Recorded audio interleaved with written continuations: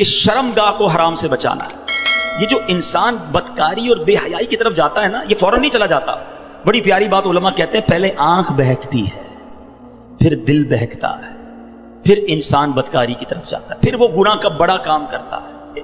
کہ تنہائی کے گناہ سے بچنا یہ بڑی کمال کی بات ہے، اور یہ بڑے کہتے ہیں اللہ والوں کا طریقہ ہے. اللہ نصیب کر دے کہ جب گناہ کا موقع ہے، کوئی نہیں دیکھ رہا، اس وقت اے کاش دل پر یہ خیال جاں گزی ہو جائے کہ رب دیکھ رہا ہے.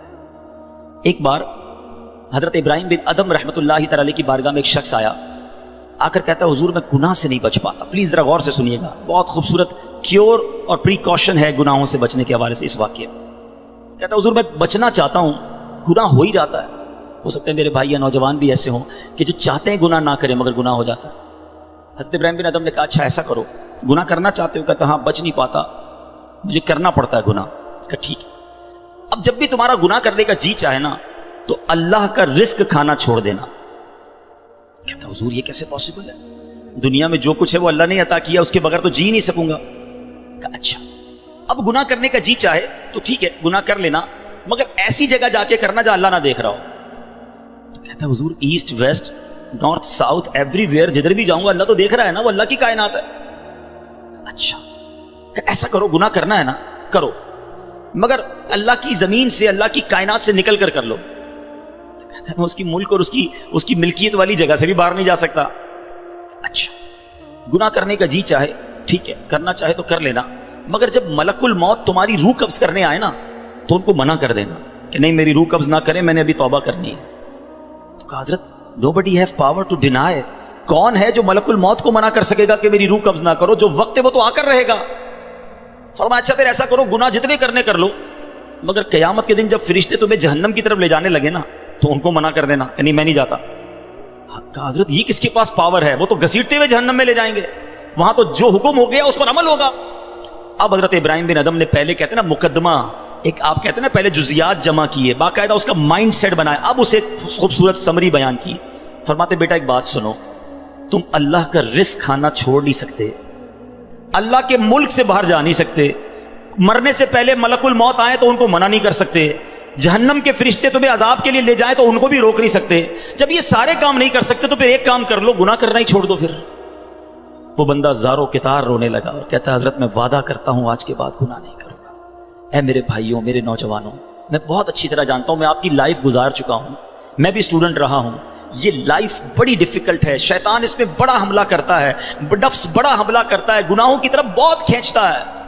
مگر یہ ولیوں کا شیوا ہے کہ وہ جوانی میں عبادت کرے. اللہ کو بڑا پسند ہے وہ نوجوان. اللہ فرشتوں پر فخر فرماتا ہے کہ دیکھو میرا بندہ جوان ہے اور میری عبادت کر رہا ہے. مگر آج جوان کہتا ہے جوانی تو دیوانی ہے، مزے کرنے کے دن ہیں. مولوی صاحب بوڑھا ہونے کے بعد میں اللہ اللہ ہی کروں گا، 40-50 سال کے بعد میں مسجد میں بھی چلا جاؤں گا، میں داڑھی بھی رکھ لوں گا، ابھی تو انجوائے کرنے دو. چلو آج آپ اور میں ایک ڈسکس کر لیتے ہیں. If you want to enjoy in this life, آپ چاہتے ہیں کہ ابھی مزے کرنے دیں، بعد میں نے توبہ کر لینی ہے، تو ایک چھوٹی سی ڈیبیٹ آپس میں کر لیتے ہیں. چلیں جناب، آپ میں سے کون ہے اتنے بڑے ہال میں جس کے پاس یہ گارنٹی ہے کہ وہ 50 سال کا ہونے تک زندہ رہے گا؟ Any have guarantee?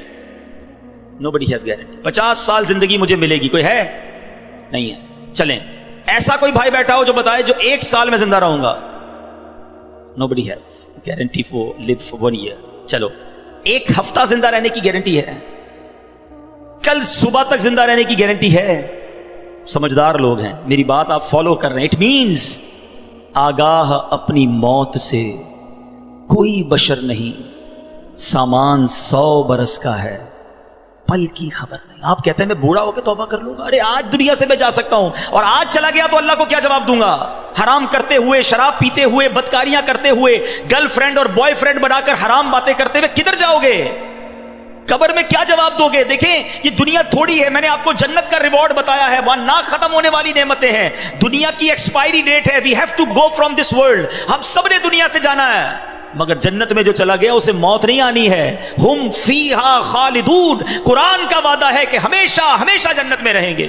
تو کیوں نہ میں اس ریوارڈ کی تیاری کروں؟ یہاں نفس کہے گا تھوڑی دوستی کر لے، نفس کہے گا تھوڑی بری چیزیں دیکھ لے، انٹرنیٹ پر نئی فلم آئی ہے، فلاں جگہ کانسرٹ ہو رہا ہے، ارے سارے دوست نشہ کر رہے ہیں، تو بھی تھوڑے سے سپ لگا لے. آج اپنے آپ کو روکنا ہے، مجھے دنیا کی گندی شراب نہیں پینی، مجھے جنت کی پاکیزہ شراب پینی ہے. مجھے دنیا کی بے حیائی نہیں کرنی, گندی عورتوں اور لڑکیوں کی طرف نہیں جانا ہے. میری بہنیں اگر سن رہی ہیں وہ نیت کریں کہ ہم پردہ کریں گے, ہم بوائے فرینڈ کی طرف نہیں جائیں گے, انشاءاللہ ہم جنت کی نعمتیں حاصل کریں گے, جنت کا گھر حاصل کریں گے. یہ تھوڑی سی زندگی صبر سے گزار لو, تھوڑی سی زندگی توبہ کر لو. آج تھوڑی دیر ہال فل ہو گیا ہے, مجھے بھی پسینہ آ رہا ہے, آپ کو بھی گرمی لگ رہی ہوگی, مگر مجھے بتائیے قیامت کے دن گرمی کیسی ہوگی جب 50,000 سال کا دن ہوگا, سورج 1.25 میل پر ہوگا, زمین تانبے کی ہوگی, there is no shadow, اللہ کے عرش کے سوا پوری قیامت کے دن کوئی سایہ نہ ہوگا. سبحان اللہ, نبی پاک فرماتے ہیں جس دن اللہ کے عرش کے سوا کوئی سایہ نہ ہوگا, چند خوش نصیب ایسے ہوں گے جنہیں اللہ کے عرش کا سایہ نصیب کیا جائے گا. ان 7 قسم کے لوگوں میں ایک قسم وہ ہے کہ وہ نوجوان جس کی جوانی عبادت میں گزری, قیامت کے دن اللہ کے عرش کا سایہ نصیب ہوگا. پلیز اپنی جوانی کو بچا لو. ایک بزرگ تھے, 100 سال عمر ہو گئی, ان کی آنکھیں بھی صحیح, ان کے دانت بھی صحیح, ان کی سماعت بھی صحیح, ایوری تھنگ پرفیکٹ, جوان. لوگوں نے کہا حضور 100 سال میں تو بندہ بستر سے لگ جاتا ہے, your every part of the body is perfect, یہ کیسے پاسبل ہے؟ کمال کا جواب دیا, کہتے ہیں میں نے جوانی میں اپنے in part of the body کو اللہ کی نافرمانی میں صرف نہیں کیا, بڑھاپے میں اللہ تعالیٰ نے میرے نازا کو سلامت کر رکھا ہے. آپ اچھا بڑھاپا گزارنا چاہتے ہیں نا تو پاکیزہ جوانی گزاریے, خدا را اپنے آپ کو بچائیے. اپنی شرمگاہ کی حفاظت کیسے ہوگی؟ جب آپ حرام دیکھنا بند کریں گے. سرما لگاتے ہوں گے آپ, ٹھیک ہے, سرما لگاتے وقت ہاتھ کانپتا ہے کہ یار تھوڑا سا احتیاط سے لگانا ہے, کہیں آنکھ میں سلائی نہ لگ جائے. اتنی نازک ہے میری اور آپ کی آنکھیں. موٹر سائیکل پر تو جاتے ہیں, کبھی کبھی کچرا آنکھ میں آ جائے, لال ہو جاتی, سرخ ہو جاتی آنکھ. ٹرائی ٹو انڈرسٹینڈ, اتنی نازک آنکھیں ہیں, اور ان آنکھوں کو جو حرام سے فل کر رہا ہے, روزانہ انٹرنیٹ پر نہ جانے کیا کیا دیکھ رہا ہے. حدیث پاک کا مضمون ہے جو اپنی آنکھوں کو حرام سے بھرتا ہے, قیامت کے دن ان کی آنکھوں میں جہنم کی آگ ڈالی جائے گی. کیسے برداشت کریں؟ ہم بہت کمزور ہیں میرے بھائیوں, خدا را توبہ کر لیجیے. اور ہم اللہ سے دعا کرتے ہیں کہ مولا کمزور ہیں, گناہ گار ہیں, بڑی خطائیں ہو گئی ہیں, مالک تیرے دربار میں حاضر ہو گئے ہیں. اللہ پچھلے گناہ معاف کر دے اور اگلی زندگی اچھی عطا کر دے, ہمیں نیک بنا دے. ہم آ جاتے ہیں شیطان کے واروں میں, کمزور ہیں. مالک تو طاقتور ہے, ہماری مدد کر, ہمیں حرام دیکھنے سے بچا, ہمیں حرام سننے سے بچا, ہمیں حرام بولنے سے بچا, ہمیں اپنی اعضاء کو حرام کاریوں سے بچانا نصیب فرما. اور جن خوش نصیبوں کو نبی پاک نے جنت کی گارنٹی دی ہے, اے اللہ ان خوش نصیبوں میں ہمیں بھی شامل فرما لے. یہ بدکاری کتنا برا گناہ ہے. یہ جو لوگ حرام کاری کی طرف جاتے ہیں تھوڑی سی انجوائمنٹ کے لیے, ایسے پروگرامز میں جانا جو آپ کا دل اس طرف لے جائیں حرام کاری کی طرف, ہمیں پہلے پریکاشن کرنی ہوگی کہ تاکہ ہم اس طرف نہ جائیں اور اپنے آپ کو بچا لیں. تو آج میرا میسج یہی ہے, آج میرا پیغام یہی ہے کہ خدا را اپنی زبان کی حفاظت کریں, اپنی آنکھوں کی حفاظت کریں, اپنی پاکیزگی کی حفاظت کریں, نہ جائیں حرام کاریوں کی طرف. اب اس میں بہت بڑا پرابلم پتہ ہے کیا ہے؟ یہ باتیں سن کر ہو سکتا ہے, I'm not sure کہ سب کا ذہن بن رہا ہو, مگر ایسے سعادت مند بھی ہوں گے جن کا یہ ذہن بن رہا ہوگا کہ یہ ٹھیک بات کر رہے ہیں, مجھے اکیلے قبر میں جانا ہے اور اپنی کرنی کا جواب اکیلے ہی دینا ہے.